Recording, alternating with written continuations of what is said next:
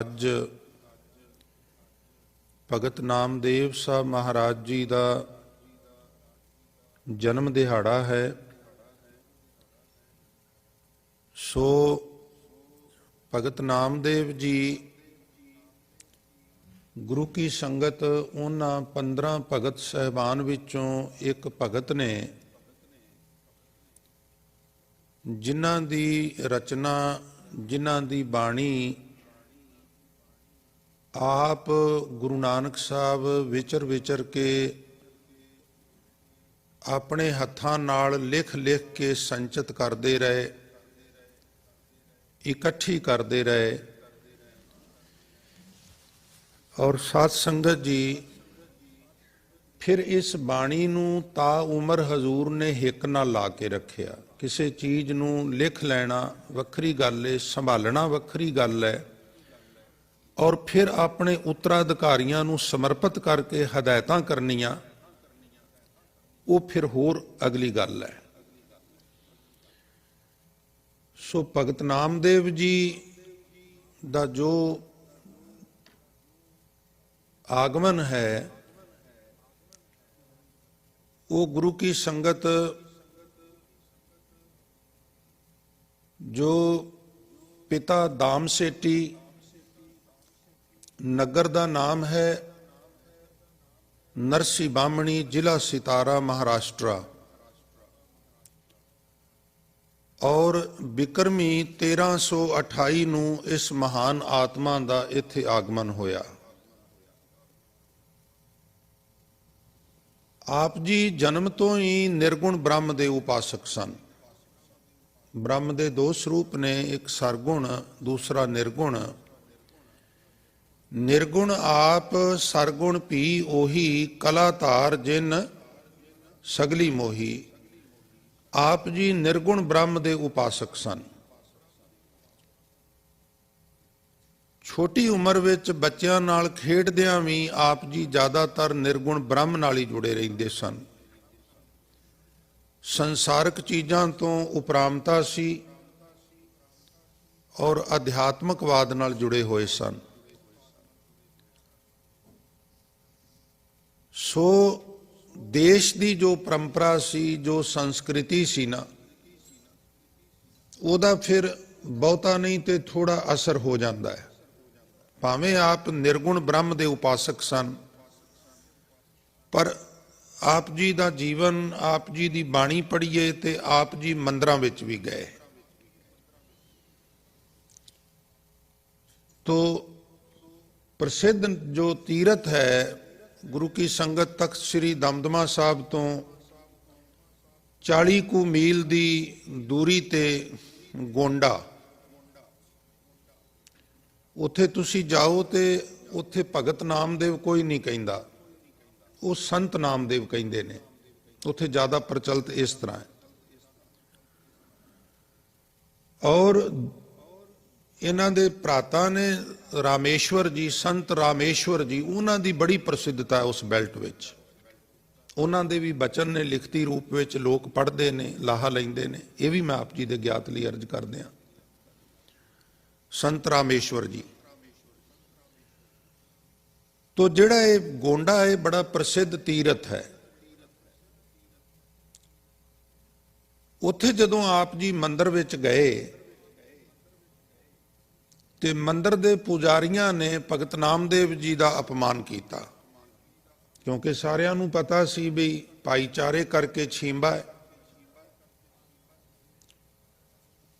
ਨਵੇਂ ਕੱਪੜਿਆਂ ਨੂੰ ਉੱਪਰ ਡਿਜ਼ਾਈਨ ਪਾਣੇ, ਪ੍ਰਿੰਟ ਕਰਨੇ, ਇਹ ਮਤਲਬ ਪਿਤਾ ਪੁਰਖੀ ਕੀਤਾ ਸੀ।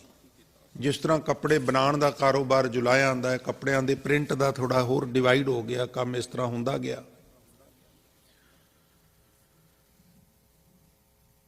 ਤੋ ਕਿਉਂਕਿ ਜਾਤ ਪਾਤ ਦਾ ਬਹੁਤ ਜ਼ਿਆਦਾ ਬੋਲਬਾਲਾ ਸੀ, ਤੋ ਆਪ ਜੀ ਆਪਣੀ ਬਾਣੀ ਵਿੱਚ ਕਹਿੰਦੇ ਨੇ ਵੀ ਮੰਦਰ ਵਿੱਚੋਂ ਬਾਹਰ ਕੱਢ ਦਿੱਤਾ ਗਿਆ। ਔਰ ਸਿਰਫ ਬੜੇ ਲਿਆਕਤ ਨਾਲ ਨਹੀਂ ਕਿਹਾ ਗਿਆ ਵੀ ਤੁਸੀਂ ਚਲੇ ਜਾਓ, ਇੱਥੇ ਨਾ ਰਹੋ, ਸਗੋਂ ਕੁੱਟਣਾ ਮਾਰਨਾ ਸ਼ੁਰੂ ਕਰ ਦਿੱਤਾ। ਸੂਦ ਕਰ ਮਾਰ ਉਠਾਇਓ, मारना कुटना। कहा करो बाप बीठला, हे विष्ठल, हे ईश्वर मैं की करा, मैं की गुनाह कीता है। तो फिर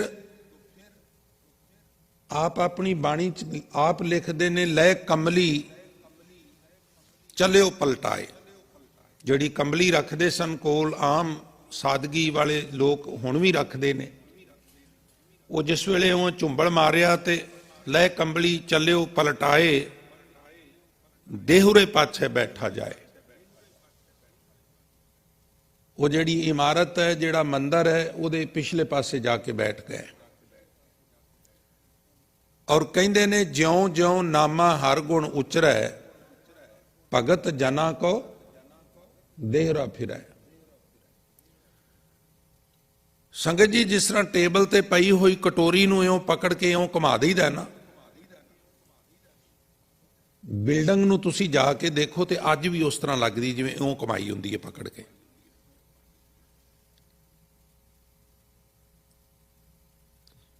ज्यों ज्यों नामा हर गुण उचरै,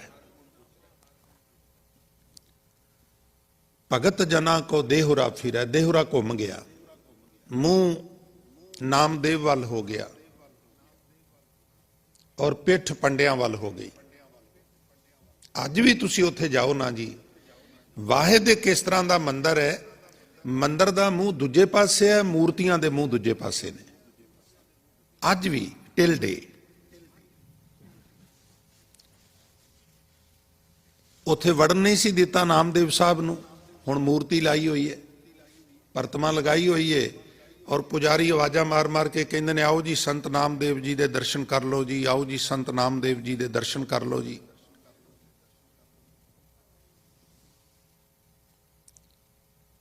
और हजूर ने बाणी विच निरूपण कीता, हर जुग जुग भगत उपाया, पैज रखदा आया राम राजे, हरनाखश दुष्ट हर मारिया, प्रहलाद तराया, अहंकारियां निंदकां पिठ दे। जिहड़े हंकारी सन पुजारी, उन्हां नूं पिठ कर दिती। गुरु तेग बहादुर साहब जदों गुरता गद्दी प्राप्त करके भाई मक्खण शाह जी ने जदों प्रगट किया हजूर नूं, गुरु लाधोरे गुरु लाधोरे, तां आप जी दे मन विच विचार आई भी सब तो पहला पिता गुरु रामदास महाराज के दरबार दे विच नमस्कार करनी चाहिए है। अज सानू जिम्मेवारी प्राप्त हुई है, दात प्राप्त हुई है, दाते का शुकराना करना चाहिए। कुछ भेटावां लैके पहुँच गए ते तुहानू सारिआं नू पता है भी उत्थे फिर जिहड़े पुजारी सन, मसंद सन, उन्हां ने दरवाजे ही बंद कर लए। हजूर काफ़ी समा उत्थे उड़ीकदे रहे, जिथे महाराज बैठ के इंतजार करते रहे, ओदा नाम है गुरुद्वारा श्री थड़ा साहब। संगत जी, गुरुद्वारा श्री अकाल तख्त साहब के नाल इधर थोड़ा वेखो बनया होया है, जिथे 1984 ते जदों भारत सरकार ने तोपां, टैंकां, हवाई हमले राही नेस्तो नाबूद अकाल तख्त साहब नूं कीता सी, ते फिर साडे उन्हां महान शहीदां दी याद विच जो अस्थान बनया, ये नेड़े नेड़े ही ने। अकाल तख्त साहब, शहीदां दा स्थान थड़ा साहब, आप जी दीदार करदे ही हो। दरवाजे बंद कर लए और हजूर थड़ा साहब वाले स्थान ते टिक के ते भाई मक्खण शाह नूं भेटावां दे के ते कहन लगे, भाई साहब असी चलने हाँ, ते जदों दरवाजे खुलणगे मेरे वल्लों भेटा अंदर अर्पण करके ते अरदास कर देनी। आप महाराज अगे चले गए नगर वल्लेवाल नूं। ये गल वखरी है भी संगत भी पिछे पिछे महाराज दे चल पई। वल्ले पिंड जा कट्ठे होए, भुल बख्शाई सच्चे पातशाह, भुलण हारा भुल बख्शो, किरपा करो। सतगुरु ते सदा ही बख्शेंदा है, सतगुर सबना दा भला मनाएंदा, तिस दा बुरा क्यों होए। सो इस प्रकार पंडिया ने ਭਗਤ ਨਾਮਦੇਵ ਸਾਹਿਬ ਨੂੰ ਮੰਦਰ ਚੋਂ ਬਾਹਰ ਕੱਢ ਦਿੱਤਾ ਤੇ ਗੁਰੂ ਸਾਹਿਬ ਕਹਿੰਦੇ ਨੇ, ਅਹੰਕਾਰੀਆਂ ਨਿੰਦਕਾਂ ਪਿੱਠ ਦੇ ਨਾਮ ਦਿਓ ਮੁਖ ਲਾਇਆ। ਇਸ ਨਗਰ ਦਾ ਨਾਮ ਗੋਂਡਾ ਹੈ ਔਰ ਸਿਰਫ ਨਾਮਦੇਵ ਸਾਹਿਬ ਕਰਕੇ ਪ੍ਰਸਿੱਧ ਨਹੀਂ, ਉਸ ਤੋਂ ਪਹਿਲਾਂ ਬਹੁਤ ਪ੍ਰਸਿੱਧ ਸੀ।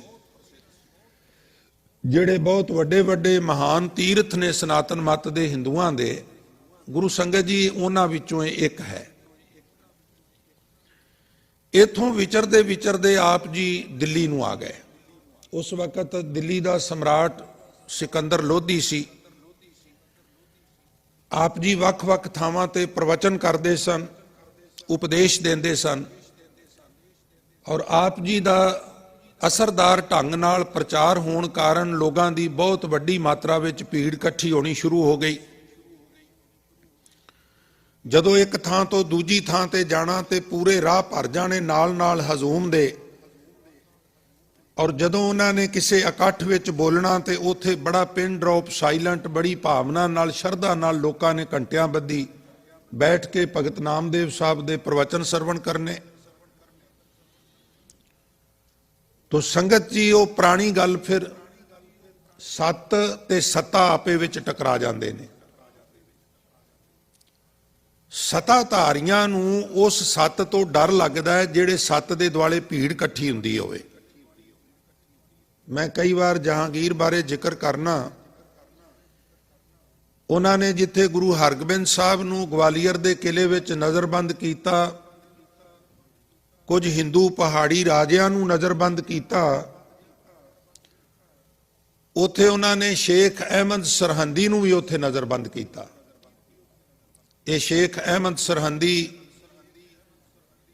ਉਹੀ ਸ਼ਖਸ ਹੈ ਜਿਹੜਾ ਗੁਰੂ ਅਰਜਨ ਸਾਹਿਬ ਨੂੰ ਸ਼ਹੀਦ ਕਰਨ ਵਿੱਚ ਜਿਹਦਾ ਬਹੁਤ ਅਹਿਮ ਭੂਮਿਕਾ ਹੈ। ਗੁਰੂ ਕੀ ਸੰਗਤ ਜੀ, ਉਸ ਦੀਆਂ ਲਿਖਤਾਂ ਅੱਜ ਵੀ ਲਾਹੌਰ ਦੀ ਸਰਕਾਰੀ ਲਾਇਬ੍ਰੇਰੀ ਵਿੱਚੋਂ ਪੜ੍ਹੀਆਂ ਜਾ ਸਕਦੀਆਂ ਨੇ। ਜਦੋਂ ਉਹ ਮੁਰਤਜ਼ਾ ਖਾਨ ਨੂੰ ਚਿੱਠੀਆਂ ਲਿਖਦਾ ਹੈ ਕਿ ਦੋਸਤ ਤੇਰੇ ਕੋਲ ਮੌਕਾ ਬਹੁਤ ਵਧੀਆ ਹੈ, ਤੈਨੂੰ ਜਹਾਂਗੀਰ ਨੇ, ਇਹਦਾ ਨਾਂ ਸ਼ੇਖ ਫਰੀਦ ਬੁਖਾਰੀ ਸੀ, ਮੁਰਤਜ਼ਾ ਖਾਨ ਦਾ ਖਿਤਾਬ ਦਿੱਤਾ ਹੈ, ਤੇਰੇ ਤੇ ਬੜਾ ਰਾਜੀ ਹੈ ਤੇ ਤੂੰ ਵੱਧ ਤੋਂ ਵੱਧ ਗੁਰੂ ਅਰਜਨ ਸਾਹਿਬ ਦੇ ਖਿਲਾਫ ਜਹਾਂਗੀਰ ਨੂੰ ਭੜਕਾ ਤੇ ਇਸ ਪ੍ਰਕਾਰ ਇਹ ਕਾਫਰਾਂ ਦੀ ਜੋ ਧਰਮ ਦੀ ਜੋ ਵਿਰੋਧੀ ਹੋ ਰਹੀ ਹੈ ਤਾਂ ਕਿ ਇਹਨੂੰ ਰੋਕਿਆ ਜਾ ਸਕੇ। ਸੰਗਤ ਜੀ, ਇਹ ਸ਼ੇਖ ਅਹਿਮਦ ਸਰਹੰਦੀ ਹੀ ਜੋ ਹੈ ਪ੍ਰੇਰਦਾ ਸੀ ਸ਼ੇਖ ਫਰੀਦ ਬੁਖਾਰੀ ਨੂੰ। ਇਹ ਨਾਂ ਇਹਦਾ ਮਹਿਜ਼ ਅਹਿਮਦ ਸੀ, ਸ਼ੇਖ ਅੱਗੇ ਨੇ ਲਾਇਆ ਸੀ। ਮੈਂ ਧਾਰਮਿਕ ਆਗੂ ਹਾਂ ਤੇ ਸਰਹੰਦ ਵਿੱਚ ਰਹਿਣ ਕਰਕੇ ਇਹ ਸਰਹੰਦੀ ਵੱਜਦਾ ਸੀ ਔਰ ਸਾਰਾ ਇਕੱਠਾ ਕਰਕੇ ਸ਼ੇਖ ਅਹਿਮਦ ਸਰਹੰਦੀ ਬਣ ਜਾਂਦਾ ਸੀ। ਤੋ ਉਹ ਪੁਰਾਣੀ ਗੱਲ ਵੀ ਸੱਤ ਤੇ ਸੱਤਾ ਦਾ ਆਪਸ ਵਿੱਚ ਟਕਰਾਅ ਹੋ ਗਿਆ। ਸਿਕੰਦਰ ਲੋਧੀ ਨੂੰ ਖਤਰਾ ਭਾਸਿਆ ਤੇ ਉਹਨੇ ਹੁਕਮ ਦਿੱਤਾ ਵੀ ਭਗਤ ਨਾਮਦੇਵ ਨੂੰ ਹਿਰਾਸਤ ਵਿੱਚ ਲੈ ਲਓ। ਇਹ ਸਾਰੇ ਘਟਨਾਕ੍ਰਮ ਦਾ ਜ਼ਿਕਰ ਭਗਤ ਨਾਮਦੇਵ ਸਾਹਿਬ ਨੇ ਆਪਣੇ ਬਚਨਾਂ ਵਿੱਚ ਕੀਤਾ ਹੈ, ਜੋ ਬਚਨ ਗੁਰੂ ਅਰਜਨ ਸਾਹਿਬ ਨੇ ਸ੍ਰੀ ਗੁਰੂ ਗ੍ਰੰਥ ਸਾਹਿਬ ਮਹਾਰਾਜ ਵਿੱਚ ਦਰਜ ਵੀ ਕਰਵਾਏ। ਭਗਤ ਨਾਮਦੇਵ ਸਾਹਿਬ ਨੂੰ ਹਿਰਾਸਤ ਵਿੱਚ ਲੈ ਲਿਆ। ਸੁਲਤਾਨ पूछे सुन बे नामा, देखो राम तुम्हारे कामा। तू राम ਦਾ ਉਪਾਸਕ ਹੈ, ਸਨਾਤਨ ਮਤ ਨਾਲ ਸੰਬੰਧਿਤ ਰੱਖਣਾ ਹੈ ਔਰ ਮੈਂ ਤੇਰੇ ਰਾਮ ਦੇ ਕੰਮ ਵੇਖਣੇ ਚਾਹੁੰਦਾ ਹਾਂ। ਸੋ ਪ੍ਰੇਮੀਓ, ਇਕਾਗਰਤਾ ਵਿੱਚ ਜ਼ਰੂਰ ਸਹਿਯੋਗ ਬਖਸ਼ਿਸ਼ ਕਰਿਆ ਕਰੋ, ਕਿਉਂਕਿ ਇਕਾਗਰਤਾ ਬਣਾਣੀ ਅੱਜ ਦੇ ਸਮੇਂ 'ਚ ਮਨੁੱਖ ਜਿਸ ਤਰ੍ਹਾਂ ਬਾਹਰ ਨਿਕਲਿਆ ਹੋਇਆ ਹੈ, ਇਹ ਜੰਗ ਜਿੱਤਣ ਦੇ ਬਰਾਬਰ ਹੈ ਔਰ 1 ਮਿੰਟ ਲੱਗਦਾ ਸਾਰਾ ਤੈਸ ਨੈਸ ਕਰਨ ਲੱਗਿਆ। ਇਸ ਲਈ ਜ਼ਰੂਰ ਬੇਨਤੀ ਪ੍ਰਵਾਨ ਕਰਿਆ ਕਰੋ। ਇੱਕ ਵਾਰੀ ਸਾਰੇ ਪਿਆਰ ਨਾਲ ਆਖੋ, ਸਤਨਾਮ ਸ੍ਰੀ। ਭਗਤ ਨਾਮਦੇਵ ਸਾਹਿਬ ਨੂੰ ਗ੍ਰਿਫਤਾਰ ਕਰ ਲਿਆ। ਬਹੁਤ ਵਿਸਥਾਰ ਵਿੱਚ ਸ਼ਬਦ ਹੈ, ਸਾਰਾ ਤੁਸੀਂ ਪੜ੍ਹਿਆ ਸੁਣਿਆ। ਸੁਲਤਾਨ ਪੁੱਛੇ ਸੁਨ ਬੇ ਨਾਮਾ, ਦੇਖੋ ਰਾਮ ਤੁਮਾਰੇ ਕਾਮਾ। ਨਾਮਾ ਸੁਲਤਾਨ ਨੇ ਬਾਂਧ ਲਾ, ਹਿਰਾਸਤ ਵਿੱਚ ਲੈ ਲਿਆ। ਪਹਿਲਾਂ ਹਿਰਾਸਤ ਵਿੱਚ ਲਿਆ ਔਰ ਫਿਰ ਅਗਲੀ ਪ੍ਰੋਸੈਸਿੰਗ ਸ਼ੁਰੂ ਕਰ, ਟ੍ਰਾਇਲ ਚੱਲਦਾ ਹੈ। ਦੇਖੋ ਤੇਰਾ ਹਰ ਬੀਠਲਾ, ਆਖਣ ਲੱਗਾ ਵੀ ਮੇਰੀ ਕਪਲ ਗਾਂ ਮਰ ਗਈ ਹੈ। ਵਾਹਿਗੁਰੂ ਵਾਹਿਗੁਰੂ। ਔਰ ਉਹ ਜਿਹੜੀ ਮੇਰੀ ਗਾਂ ਮਰ ਗਈ ਹੈ, ਜੇ ਤੂੰ ਸੱਚੀ ਮੁੱਚੀ ਦਾ ਭਗਤ ਹੈ ਤੇ ਗਾਂ ਨੂੰ ਜਿੰਦਾ ਕਰ। ਤੇ ਭਗਤ ਨਾਮਦੇਵ ਸਾਹਿਬ ਮਹਾਰਾਜ ਕਹਿੰਦੇ ਨੇ ਵੀ ਵੇਖੋ, ਗਾਂ ਨੂੰ ਜਿੰਦਾ ਕਰਨਾ ਜਾਂ ਕਿਸੇ ਜੀਵ ਨੂੰ ਮਾਰਨਾ ਇਹ ਤੇ ਪ੍ਰਮਾਤਮਾ ਦਾ ਕੰਮ ਹੈ। ਦੇ ਲੈਸੈਂ ਜਿੰਦ ਕਵਾਓ, ਜੀਵਾਂ ਨੂੰ ਪ੍ਰਾਣ ਦੇਣੇ ਤੇ ਉਹਨਾਂ ਕੋਲੋਂ ਪ੍ਰਾਣ ਵਾਪਸ ਲੈਣੇ ਤੇ ਨਿਰੰਕਾਰ ਦੇ ਹੱਥ 'ਚ, ਮੇਰੇ ਹੱਥ ਵਿੱਚ ਤੇ ਹੈ ਨਹੀਂ। ਮੈਂ ਕਿਵੇਂ ਤੇਰੀ ਗਾਂ ਨੂੰ ਜਿੰਦਾ ਕਰ ਸਕਣਾ?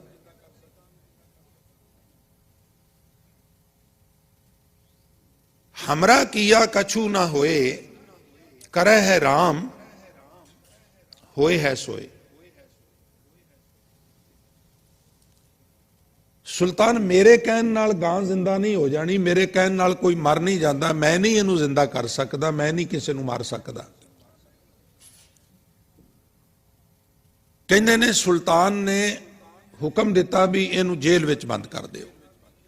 ਪਹਿਲਾਂ ਹਿਰਾਸਤ ਵਿੱਚ ਲਿਆ ਔਰ ਕਿਹਾ ਵੀ ਗਾਂ ਜ਼ਿੰਦਾ ਕਰ ਦਿਓ, ਤੁਹਾਨੂੰ ਬੰਦ ਖੁਲਾਸੀ ਕਰ ਦਿੱਤੀ ਜਾਏਗੀ, ਨਹੀਂ ਤੇ ਫਿਰ ਜੇਲ੍ਹ ਵਿੱਚ ਬੰਦ ਕਰ ਦਿਓ।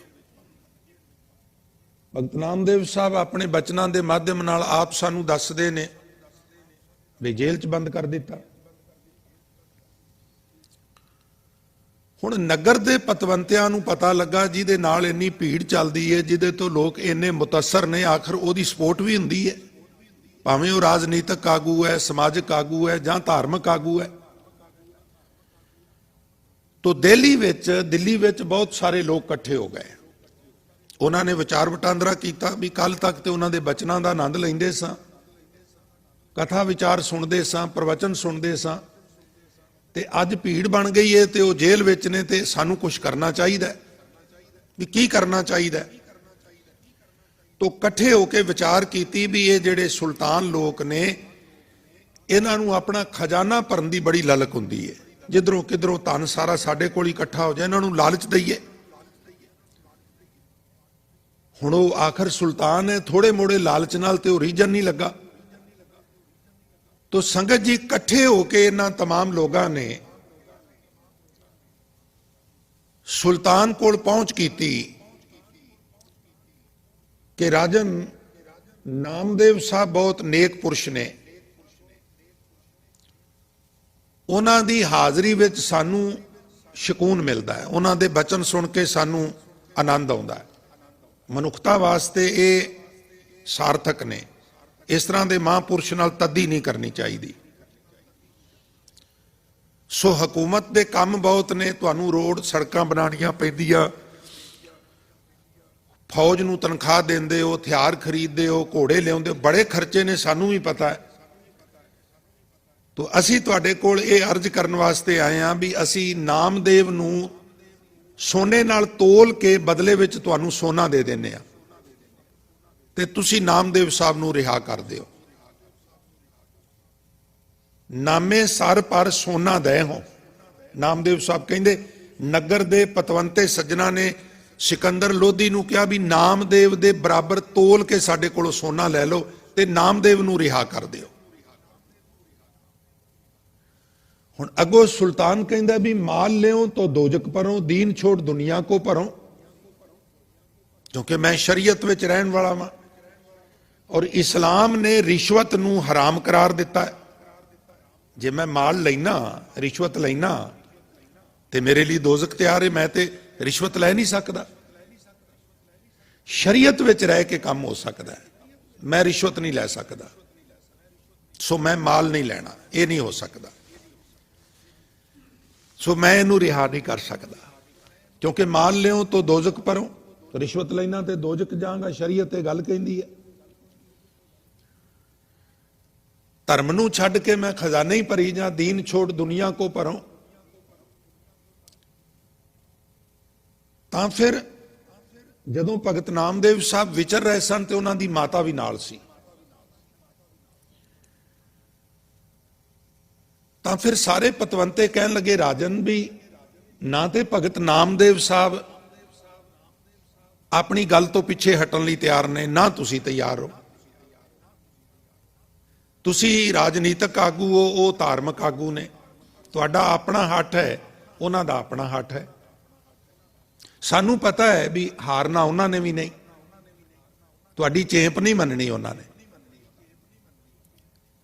ਨੇ ਲਿਫਣਾ ਨਹੀਂ ਤੁਹਾਡੇ ਅੱਗੇ, ਕਿਉਂਕਿ ਉਹ ਸੱਚ ਤੇ ਖੜੇ ਨੇ। ਤਾਂ ਸੁਲਤਾਨ ਕਹਿਣ ਲੱਗਾ ਵੀ ਦੱਸੋ ਫਿਰ ਮੈਂ ਕੀ ਕਰਾਂ। ਹੁਣ ਆਖਰ ਸ਼ਹਿਰ ਦੇ ਪਤਵੰਤੇ ਲੋਕ ਨੇ, ਉਹਨਾਂ ਕੋਲੋਂ ਹੀ ਟੈਕਸ ਲੈਣਾ ਹੈ, ਉਹਨਾਂ ਕੋਲੋਂ ਜ਼ਰੂਰਤਾਂ ਪੂਰੀਆਂ ਕਰਨੀਆਂ ਨੇ। ਦਿੱਲੀ ਨਗਰ ਹੈ, ਕੋਈ ਸਧਾਰਨ ਨਗਰ ਨਹੀਂ। तो थोड़ा जिहा सम्राट सुल्तान ढेला हो गया, तो कहने लगे कोई विचला रास्ता लभ लो। मरी हुई गां नूं जिंदा करन वाली गल तुसीं कहंदे हो भी ये नहीं हो सकती, माल लिओ तो दोजक परों। और असीं कहने हाँ भी कुछ खर्चा पानी लै लो, तुसीं वो भी नहीं लैंदे, गां जिंदा करन लई वो तैयार नहीं, कोई विचला रास्ता लभ लो। तो सम्राट कहने लगा ठीक है, एक विचला रास्ता भी है। कहने लगे जी दसो। आखन लगे तुसी नामदेव नूं जाके कहो भी राम राम नहीं जपना, खुदा खुदा जपना है। मेरी भी रह जाएगी। दरबारी कहणगे बई सिकंदर लोधी ने अपनी गल मना ली है, वेखो नामदेव डर गया, खुदा खुदा कहन लग पिया। मेरी भी तो इज्जत बचनी चाहिए है ना। उन्होंने कहो राम राम नहीं कहना, खुदा खुदा कहना है।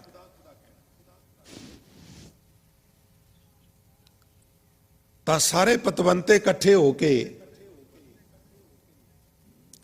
ਬਾਬਾ ਜੀ ਦੀ ਮਾਤਾ ਕੋਲ ਗਏ। ਮਾਤਾ ਜੀ ਅਸੀਂ ਚਾਹੁੰਦੇ ਹਾਂ ਵੀ ਐਤਕਾਂ ਇਕੱਠੇ ਹੋ ਕੇ ਇੰਨਾ ਪ੍ਰੈਸ਼ਰ ਪਾ ਕੇ ਕਹੀਏ ਵੀ ਬਾਬਾ ਜੀ ਮੰਨ ਜਾਣ, ਤੁਸੀਂ ਸਾਡੇ ਨਾਲ ਚੱਲੋ। ਪੁੱਤਰ ਕੀ ਕਹਿਣਾ ਨਾਮਦੇਵ ਨੂੰ? ਬਸ ਮਾਤਾ ਇਤਨਾ ਹੀ ਕਹਿਣਾ ਵੀ ਰਾਮ ਰਾਮ ਨਹੀਂ ਕਹਿਣਾ, ਖੁਦਾ ਖੁਦਾ ਜਪਣਾ ਹੈ। सम्राट ने कहा मैं छੱਡ ਦਿਆਂਗਾ। तो लिखा भी सारे इकट्ठे होके गए, नाल माता भी गए। कहने लगे भी सम्राट ने कहा भी एक विचला रास्ता है, तुसी राम राम दी थां खुदा खुदा कहो। भगत नामदेव सब कहने लगे भी नहीं, ये नहीं होना, कदाचित त्रय काल भी नहीं होना। पता की कहने लगी मां? मां कहने लगी पुत्र इहदे च हर्ज की है? मैं तेनू खुदा खुदा अल्लाह अल्लाह करदे नूं घर दे विच कई बार सुनिया है। कई बार तू उहनूं करीम कहना है, कई बार तू उहनूं रहीम कहना है, कई बार तू उहनूं खुदा कहना है, कई बार तू उहनूं गनीम कहना है।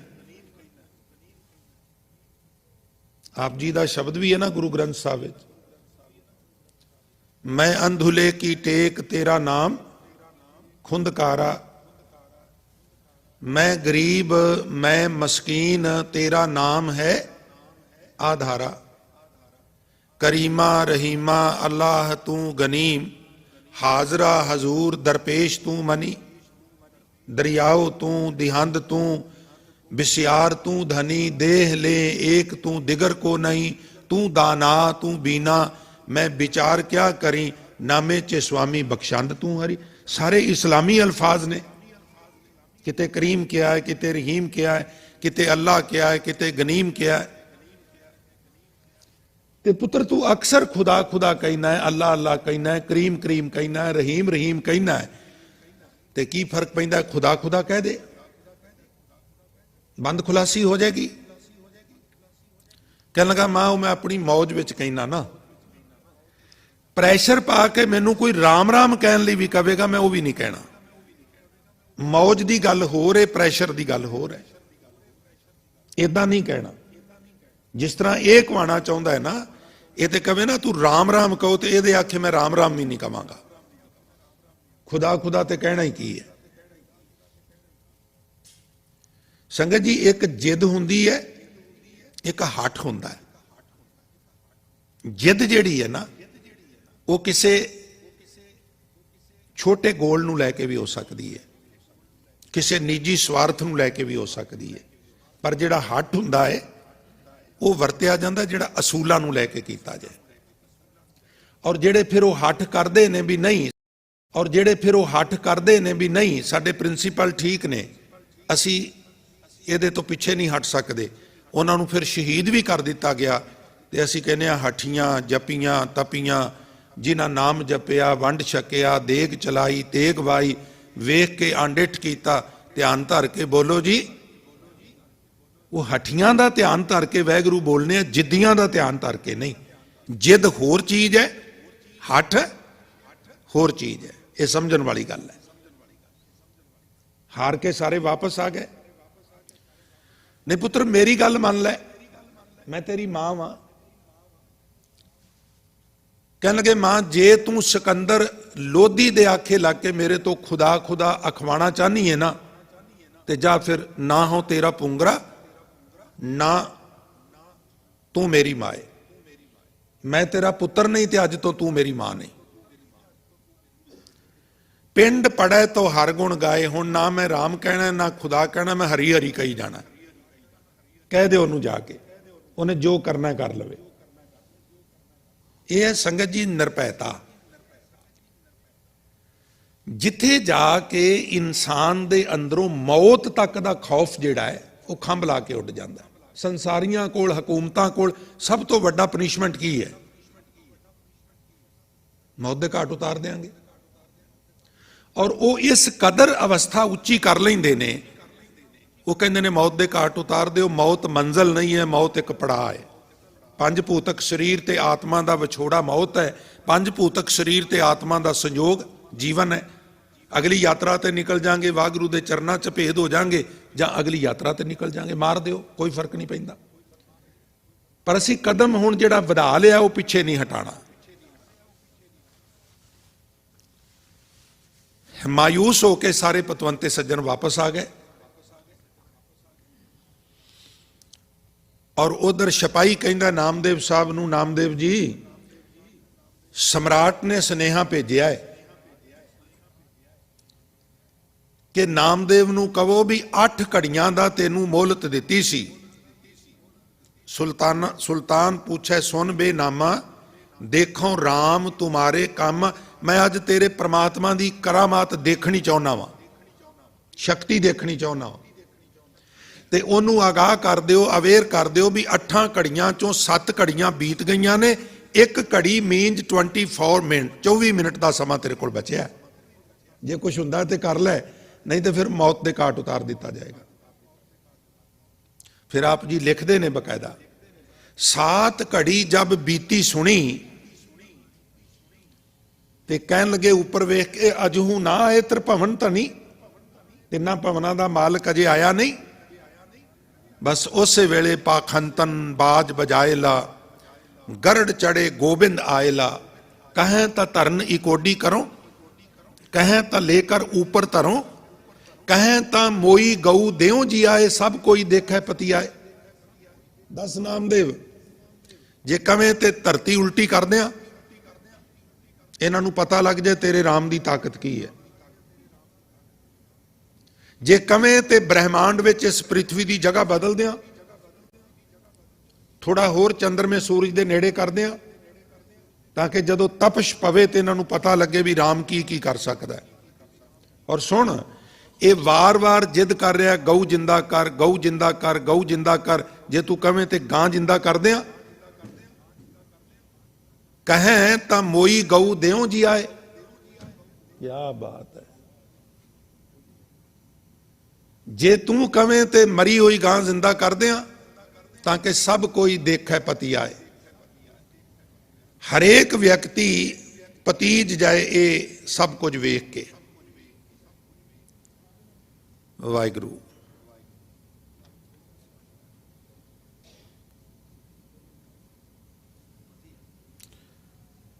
सो कहने ने गां उठ के खड़ी हो गई, उठ के खड़ी हो गई। और इथों तक भाई गऊ दुहाई बछरा मेल, एक रस्सी का बनया हुंदा जिहड़ा गां दीयां लत्तां नूं उहनूं वख-वख इलाकिਆਂ च वख-वख ਨਾਂ दिंदे ने। और बाकायदा कम करके गां जदों चो के तसल्ली कराई भी गां ना सिर्फ जिंदा है बल्कि गां पहला वांगू दुध भी दे रही है। दूधा दू जब मटकी परी ले बादशाह के आगे तरी,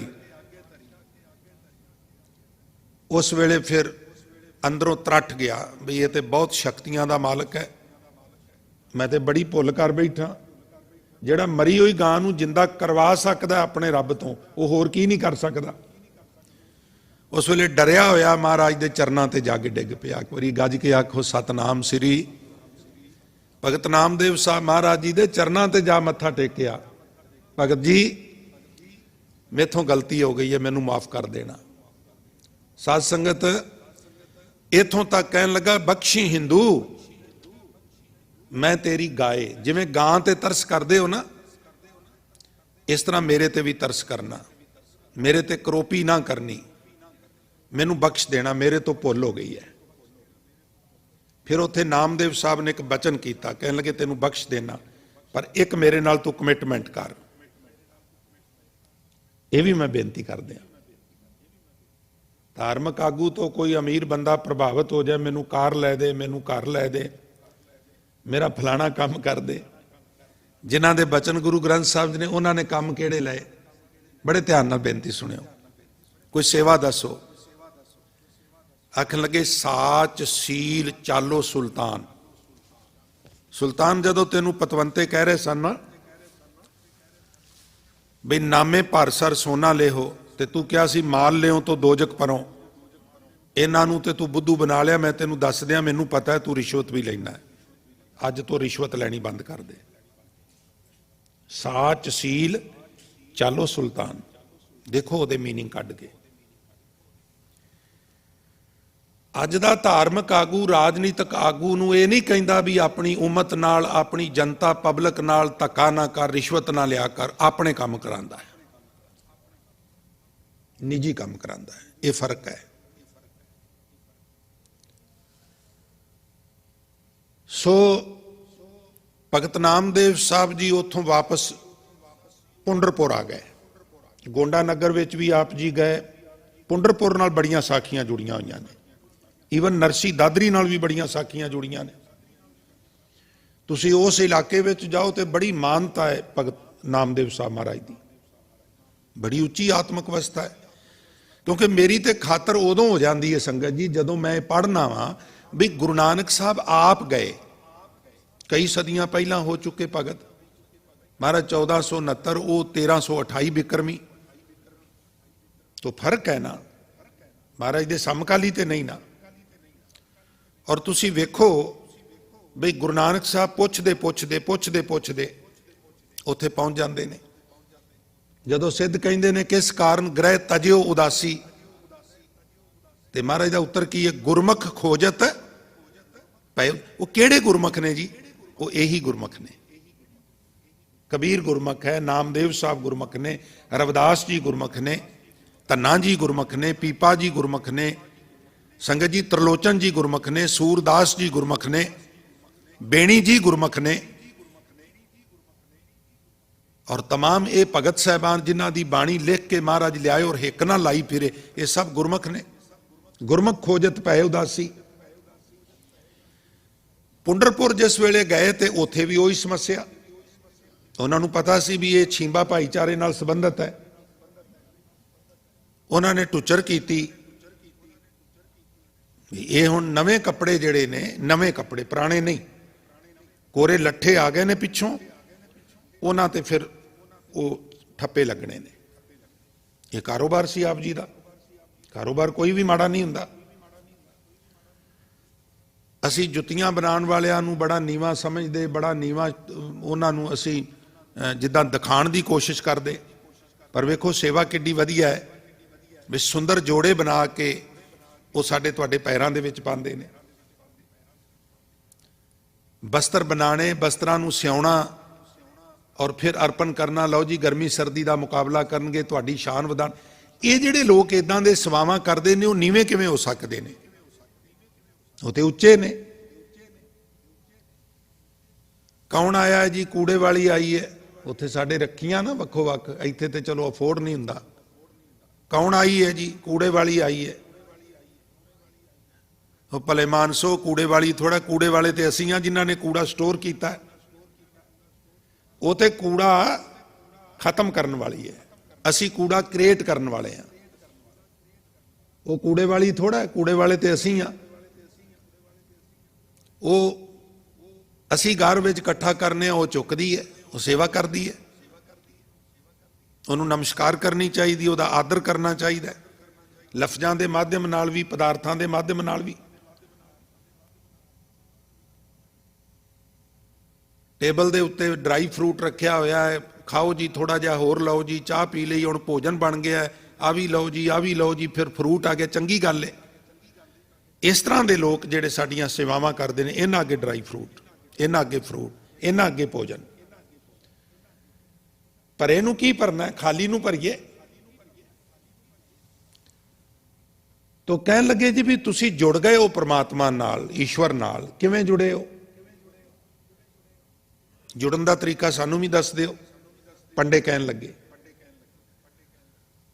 तो संगत जी जिहड़ा प्रश्न है ना, सवाल, इस गल का लखायक है भी बंदा दुखी है। प्रश्न सवाल करने, अजे गल नहीं बनी।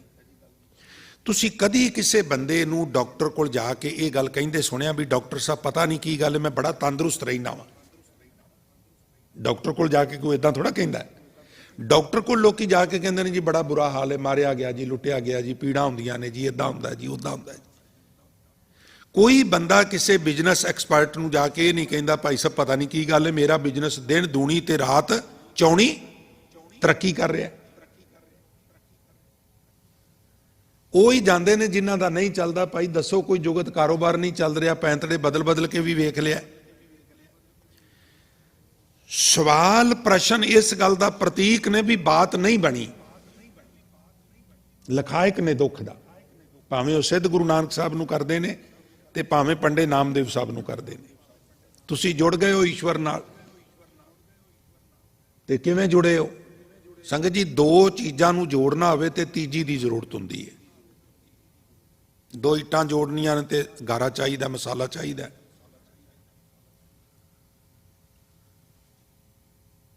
दो इट्टां जोड़न लई तीसरी चीज चाहिए है।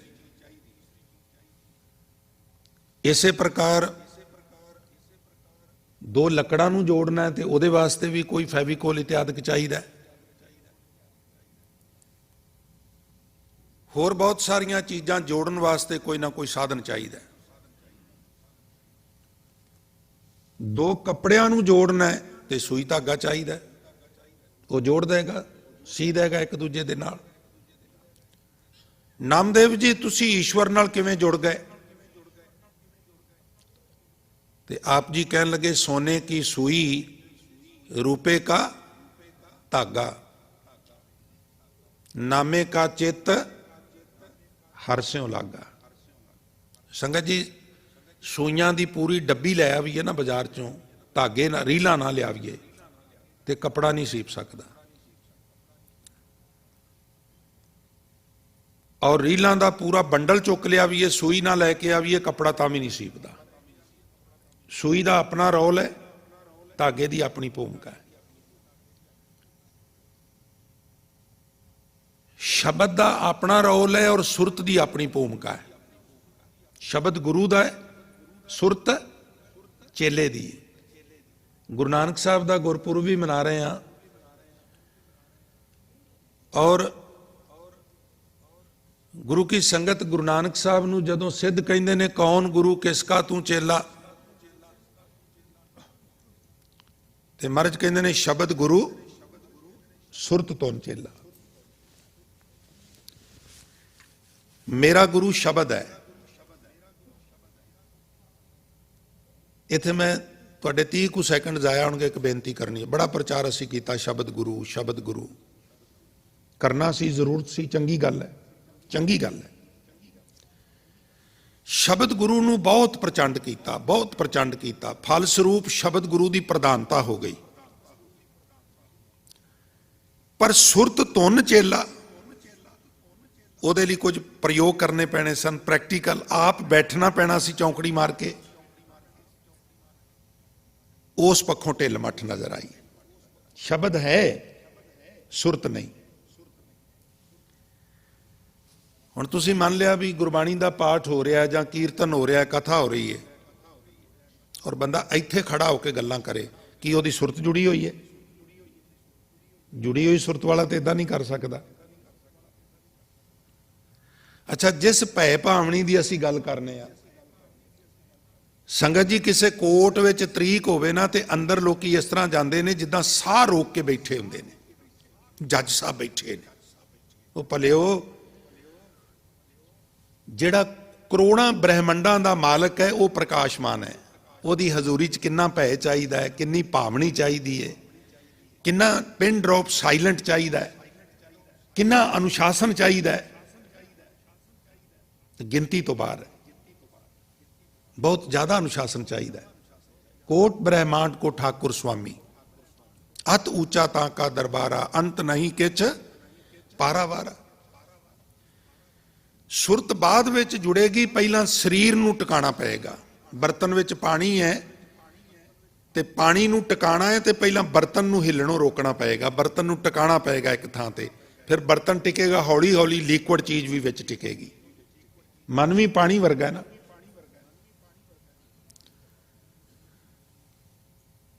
ਕਹਿਣ ਲੱਗੇ ਤੁਸੀਂ ਕਿਵੇਂ ਜੁੜ ਗਏ ਹੋ ਈਸ਼ਵਰ ਨਾਲ? ਤੇ ਭਗਤ ਨਾਮਦੇਵ ਸਾਹਿਬ ਮਹਾਰਾਜ ਆਖਣ ਲੱਗੇ, ਸੋਨੇ ਕੀ ਸੂਈ ਰੂਪੇ ਕਾ ਧਾਗਾ। ਗੁਰੂ ਦੇ ਬਖਸ਼ੇ ਹੋਏ ਸ਼ਬਦ ਵਿੱਚ ਮੈਂ ਆਪਣੀ ਸੁਰਤ ਨੂੰ ਜੋੜਿਆ।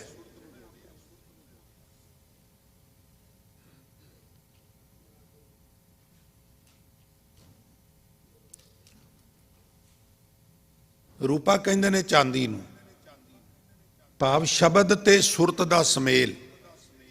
ਜਦੋਂ ਗੁਰੂ ਨਾਨਕ ਸਾਹਿਬ ਦੇ ਬਚਨ ਪੜ੍ਹਦੇ ਹੋ, ਤਿੱਥ ਹੈ ਸੀਤੋ ਸੀਤਾ ਮਹਿਮਾ ਮਾਹੇ, ਉਸ ਸਟੇਜ ਤੇ ਜਾ ਕੇ ਫਿਰ ਜਿਸ ਤਰ੍ਹਾਂ ਸੰਗਤ ਜੀ ਇੱਕ ਪੂਰਾ ਥਾਨ ਹੈ ਕੱਪੜੇ ਦਾ, 1 ਮੀਟਰ 2 ਮੀਟਰ ਦਾ ਟੋਟਾ ਹੈ, ਤੇ ਤੁਸੀਂ ਉਹਨਾਂ ਦੋਹਾਂ ਨੂੰ ਇਦਾਂ ਰੱਖ ਕੇ ਕੱਪੜੇ ਸਿਉਣ ਵਾਲੀ ਮਸ਼ੀਨ ਤੇ ਇਉਂ ਉਹਨਾਂ ਦੋਹਾਂ ਨੂੰ ਜੋੜ ਦਿਓ, ਤੇ ਉਹ ਜਿਹੜਾ 2 ਮੀਟਰ ਦਾ ਟੋਟਾ ਹੈ ਉਹਦੀ ਵੀ ਕੀਮਤ ਵੱਧ ਗਈ, ਉਹ ਵੀ ਲੰਬਾ ਹੋ ਗਿਆ, ਜੁੜ ਗਿਆ ਨਾ। ਆਤਮਾ ਨੂੰ ਪਰਮਾਤਮਾ ਨਾਲ ਸਿਉਣਾ ਹੈ ਤੇ ਸ਼ਬਦ ਸੁਰਤ ਦੇ ਵਿੱਚ ਪ੍ਰਯੋਗ ਦੇ ਵਿੱਚ ਆਉਣਾ ਪੈਂਦਾ ਹੈ। ਮੈਂ ਥੋੜਾ ਜਿਹਾ ਨੂੰ ਹੋਰ ਸਮਝਣ ਲਈ ਬੇਨਤੀ ਕਰਦਿਆਂ, ਮੇਰੇ ਕੋਲ 7 ਮਿੰਟ ਦਾ ਸਮਾਂ ਹੈ। ਕੱਪੜੇ ਸਿਉਣ ਵਾਲੀਆਂ ਮਸ਼ੀਨਾਂ ਤੇ ਸਾਡੇ ਸਾਰਿਆਂ ਦੇ ਘਰਾਂ ਵਿੱਚ ਨੇ। ਹੁਣ ਤੇ ਚਲੋ ਕਈ ਕਿਸਮ ਦੀਆਂ ਆ ਗਈਆਂ, ਸਮੀਕਰਨ ਬਦਲ ਗਏ, ਮਾਡਰੇਟ ਆ ਗਈ ਨੇ। ਪਹਿਲਾਂ ਉਹ ਥੱਲੇ ਰੱਖ ਕੇ ਇਦਾਂ ਹੱਥ ਨਾਲ ਹੀ ਇਦਾਂ, ਇੱਕ ਉਹਦੇ ਉੱਪਰ ਕਿੱਲ ਜਿਹਾ ਹੁੰਦਾ, ਉਹਦੇ 'ਚ ਰੇਲ ਪਾ ਦਿੰਦੇ ਧਾਗੇ ਵਾਲੀ, ਫਿਰ ਉਹ 2-3 ਥਾਵਾਂ ਤੋਂ ਮੋੜ ਘੋੜ ਕੇ ਅੱਗੋਂ ਉਹਨੂੰ ਤਿੱਖਾ ਕਰਕੇ ਧਾਗੇ ਨੂੰ ਉਹਦੇ ਵਿੱਚ ਪਾ ਦਿੰਦੇ। ਫਿਰ ਖੱਬੇ ਹੱਥ ਨਾਲ ਕੱਪੜਾ ਡਰੈਸਿੰਗ ਕਰਕੇ ਮਸ਼ੀਨ ਨੂੰ ਇਦਾਂ ਘੁਮਾਉਣਾ ਹੈ, ਔਰ ਉਹ ਕਰਰ ਕਰਕੇ ਆਵਾਜ਼ ਕਰਕੇ ਉਹਨੇ ਕੱਪੜਾ ਸਿਉਂ ਦੇਣਾ। ਇਸ ਤਰ੍ਹਾਂ ਕਰਦੇ ਗਏ, ਕੱਪੜਾ ਸੀਪਦਾ ਗਿਆ, ਕਰਦੇ ਗਏ, ਸੀਪਦਾ ਗਿਆ, ਕਰਦੇ ਗਏ, ਸੀਪਦਾ ਗਿਆ। ਫਿਰ ਇਸ ਤਰ੍ਹਾਂ ਕਰਕੇ ਉਹਨੂੰ ਘੁਮਾਇਆ ਤੇ ਕੱਪੜੇ ਦਾ ਪੁੰਗ ਪੈ ਗਿਆ। ਇਹ ਕੀ ਬਣਿਆ? ਰਤਾ ਕੂ ਦਿਮਾਗ ਤੇ ਜ਼ੋਰ ਦਿੱਤਾ ਤੇ ਸਮਝ ਆਈ, ਤੇ ਫਿਰ ਲੌਕ ਖੋਲ ਕੇ ਮਸ਼ੀਨ ਦਾ ਉਹਨੂੰ ਉੱਪਰ ਉਠਾ ਕੇ ਵੇਖਿਆ, ਹੇਠਾਂ ਫਿਰਕੀ ਆ ਧਾਗੇ ਵਾਲੀ, ਉਹਨੂੰ ਬਾਹਰ ਕੱਢਿਆ ਤੇ ਪਤਾ ਲੱਗਾ ਵੀ ਫਿਰਕੀ ਦਾ ਧਾਗਾ ਮੁੱਕ ਗਿਆ। ਇੱਕ ਧਾਗਾ ਉੱਪਰੋਂ ਆਉਂਦਾ, ਇੱਕ ਧਾਗਾ ਥੱਲਿਓਂ ਉੱਪਰ ਨੂੰ ਜਾਂਦਾ। ਦੋਵੇਂ ਖਰਿੰਗਲੀ ਮਾਰਦੇ ਨੇ, ਕੱਪੜਾ ਤਾਂ ਸੀਤਾ ਜਾਂਦਾ।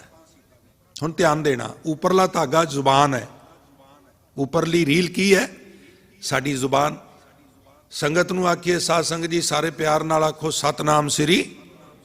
ਹੁਣ ਜੇ ਕਿਸੇ ਨੇ ਆਖਿਆ ਤਾਂ ਵੀ ਪਤਾ ਲੱਗ ਜਾਏਗਾ, ਨਹੀਂ ਆਖਿਆ ਤਾਂ ਵੀ ਪਤਾ ਲੱਗ ਜਾਏਗਾ। ਰੀਲ ਦਾ ਧਾਗਾ ਮੁੱਕ ਜਾਏ ਨਾ ਤੇ ਪਤਾ ਲੱਗ ਜਾਂਦਾ ਰੀਲ ਖਤਮ ਹੋ ਗਈ, ਨਵੀਂ ਰੀਲ ਲਾ ਲੈਂਦੇ ਆ। ਸਾਡੇ ਕੋਲ ਬੈਠਿਆਂ ਕਿਸੇ ਨੇ ਜੀਭ ਨਾਲ ਵਾਹਿਗੁਰੂ ਕਿਹਾ ਹੈ ਕਿ ਨਹੀਂ ਕਿਹਾ, ਪਤਾ ਲੱਗ ਜਾਂਦਾ। ਇਹ ਰੀਲ ਦਾ ਧਾਗਾ ਹੈ। ਜੀਭ ਨਾਲ ਕਹਿਣਾ ਕੀ ਹੈ? ਰੀਲ ਦਾ ਧਾਗਾ ਹੈ। ਤੇ ਸੰਗਤ ਜੀ, ਸੁਰਤ ਕਰਕੇ ਕੋਈ ਕਹਿ ਰਿਹਾ ਕਿ ਨਹੀਂ ਕਹਿ ਰਿਹਾ, ਇਹ ਫਿਰਕੀ ਦਾ ਧਾਗਾ ਹੈ। ਇਹ ਤੇ ਕਈ ਵਾਰ ਮਸ਼ੀਨ ਆਪਰੇਟ ਕਰਨ ਵਾਲੇ ਨੂੰ ਵੀ ਉਦੋਂ ਹੀ ਪਤਾ ਲੱਗਦਾ ਜਦੋਂ ਮਸ਼ੀਨ ਰੁਕ ਜਾਂਦੀ ਹੈ, ਤੇ ਫਿਰ ਉਹ ਫਿਰਕੀ ਕੱਢ ਕੇ ਭਰ ਕੇ ਦੁਬਾਰਾ ਲੋਡ ਕਰਕੇ ਫਿਰ ਸਿਉਣਾ ਸ਼ੁਰੂ ਕਰਦਾ। ਸੁਰਤ ਜਿਹੜੀ ਹੈ ਨਾ, ਸੁਰਤ ਦੀ ਗੇਮ ਹੈ। ਨਾਮਦੇਵ ਸਾਹਿਬ ਨੂੰ ਕਹਿੰਦੇ ਈਸ਼ਵਰ ਨਾਲ ਕਿਵੇਂ ਜੁੜ ਗਏ ਹੋ? ਮਤਲਬ ਤੇ ਉਹਨਾਂ ਦਾ ਇਹ ਸੀ ਵੀ ਅਸੀਂ ਤੇ ਵਿਦਵਾਨ ਆ, ਅਸੀਂ ਤੇ ਬਾਹਮਣ ਆ, ਅਸੀਂ ਤੇ ਪੰਡੇ ਪੁਜਾਰੀ ਆ, ਤੇ ਤੂੰ ਤੇ ਕੱਪੜੇ ਛਾਪਣ ਵਾਲਾ ਛੀਂਬਾ, ਤੂੰ ਕਿਵੇਂ ਜੁੜ ਗਿਆ? ਇਦਾਂ ਦੇ ਸਵਾਲ ਭਗਤਾਂ ਨੂੰ ਕੀਤੇ ਨਾ। ਨੀਵਾਂ ਜਤਾਉਣ ਵਾਸਤੇ ਹੋਰ ਕੋਈ ਗੱਲ ਨਹੀਂ ਸੀ ਲੱਭਦੀ, ਤੇ ਜਾਤ ਨੂੰ ਲਿਆ ਕੇ ਅੱਗੇ ਖੜੇ ਕਰ ਦੇਣਾ, ਹੋਰ ਤੇ ਕੋਈ ਕਮੀ ਹੈ ਹੀ ਨਹੀਂ ਸੀ। ਹੁਣ ਕੋਈ ਨਾ ਕੋਈ ਪੁਆਇੰਟ ਚਾਹੀਦਾ ਡੀਗ੍ਰੇਡ ਕਰਨ ਲਈ, ਉਹ ਖੜਾ ਲਿਆ ਕੇ ਕਰ ਦੇਣਾ। ਜਦੋਂ ਕਬੀਰ ਸਾਹਿਬ ਨੂੰ ਕਹਿੰਦੇ ਨੇ ਵੀ ਤੇਰੀ ਬਾਤ ਕਿਵੇਂ ਬਣ ਗਈ, ਬਾਪ ਦਿਲਾਸਾ ਮੇਰੋ ਕੀਨਾ, ਸੇਜ ਸੁਖਾਲੀ ਮੁਖ ਅੰਮ੍ਰਿਤ ਦੀਨਾ, ਤਿਸ ਬਾਪ ਕਿਉ ਕੋ ਮਨੋ ਬਸਾਰੀ, ਅੱਗੇ ਗਿਆ ਨਾ ਬਾਜੀ ਹਾਰੀ, ਮੋਈ ਮੇਰੀ ਮਾਈ ਹੋ ਖਰਾ ਸੁਖਾਲਾ, ਪੈਰੋਂ ਨਾ ਦਗਲੀ ਲੱਗਿਆ ਨਾ ਪਾਲਾ, ਬਲ ਤਿਸ ਬਾਪੈ ਜਿਨ ਹੋ ਜਾਇਆ, ਪੰਚਾਂ ਤੇ ਮੇਰਾ ਸੰਗ ਚੁਕਾਇਆ, ਪੰਚ ਮਾਰ ਪਾਵਾ ਤਲ ਦੀਨੇ, ਹਰ ਸਿਮਰਨ ਮੇਰਾ ਮਨ ਤਨ ਭੀਨੇ। ਫਿਰ ਕਹਿੰਦੇ ਮੈਨੂੰ ਪੁੱਛਦੇ ਵੀ ਪਿਤਾ ਹਮਾਰੋ ਵੱਡ ਗੁਸਾਈ, ਤਿਸ ਪਿਤਾ ਭੈ ਹਉ ਕਿਉਂ ਕਰ ਜਾਈ, ਐਡਾ ਵੱਡਾ ਰੱਬ ਏ, ਤੂੰ ਤੇ ਗਰੀਬ ਜਾ ਜਲਾਇਆ, ਤੂੰ ਕਿਵੇਂ ਪਹੁੰਚ ਗਿਆ? ਤੇ ਮੈਂ ਫਿਰ ਲੋਕਾਂ ਨੂੰ ਕਹਿਣਾ ਸਤਿਗੁਰ ਮਿਲੇ ਤਾਂ ਮਾਰਗ ਦਿਖਾਇਆ, ਮੈਨੂੰ ਮੇਰਾ ਪੂਰਾ ਗੁਰੂ ਮਿਲਿਆ ਤੇ ਉਹਨੇ ਮੇਰਾ ਮਾਰਗਦਰਸ਼ਨ ਕੀਤਾ।